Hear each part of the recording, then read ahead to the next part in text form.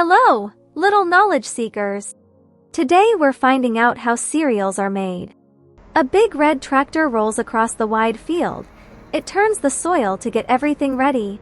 The tractor carves long rows into the field, perfect for planting tiny seeds. Right behind, a machine plants tiny seeds into long, straight rows across the earth. The rain gently soaks the ground, and the sun comes out to keep it warm. Some days are cloudy, others full of sunshine, and soon, the first green sprouts appear. The sprouts grow taller each day, stretching up toward the sky. By now, the plants are tall and golden, waving softly in the wind, ready for harvest. From the farm shed, the big harvester drives out. It's time to collect the crops. An empty red truck rumbles down the road, heading straight for the golden field. The harvester moves through the tall plants, cutting and collecting all the corn. Bit by bit, the corn pours into the truck. The trailer fills up with golden treasure. The full trucks leave the field behind. Now they're on their way to the factory. At the edge of town, the factory stands tall. It's where the real cereal magic begins. One by one, the trucks unload their cargo. Corn flows into tall metal silos. Inside the factory, water sprays over the corn, washing it clean before the next step. The corn rolls into a machine. Its outer leaves and husks are gently pulled away. Clean yellow kernels tumble out onto a moving belt. They're ready to be cooked.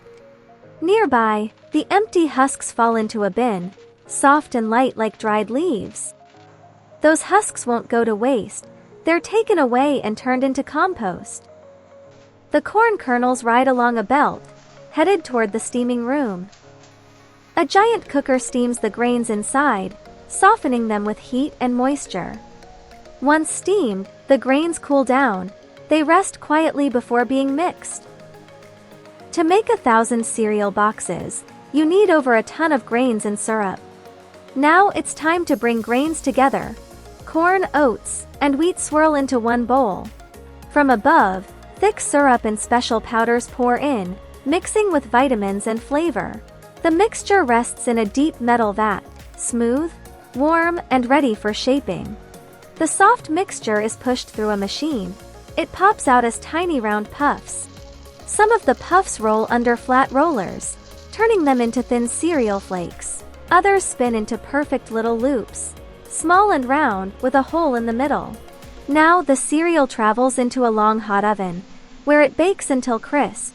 After baking, fans blow cool air across the belt, cooling the cereal down gently. Sticky syrup is sprayed over the cereal, a mix of honey and sugar to help flavors stick.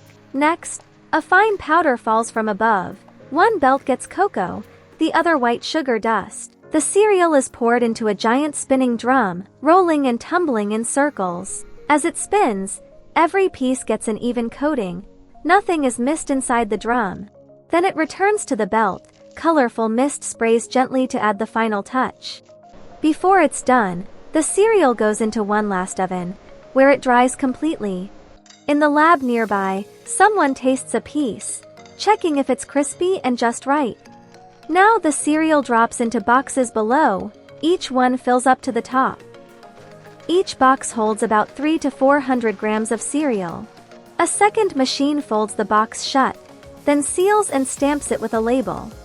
Some large factories produce up to 1 million cereal boxes every day. All the boxes are stacked neatly on big wooden pallets, ready to be moved. A forklift lifts the heavy stacks with care, loading them into a delivery truck. The truck rolls onto the road, bringing cereal to stores near and far. Bright cereal boxes line the shelf, ready to be picked and poured. Over 100 years ago, cereal was made by hand in small factories like this one.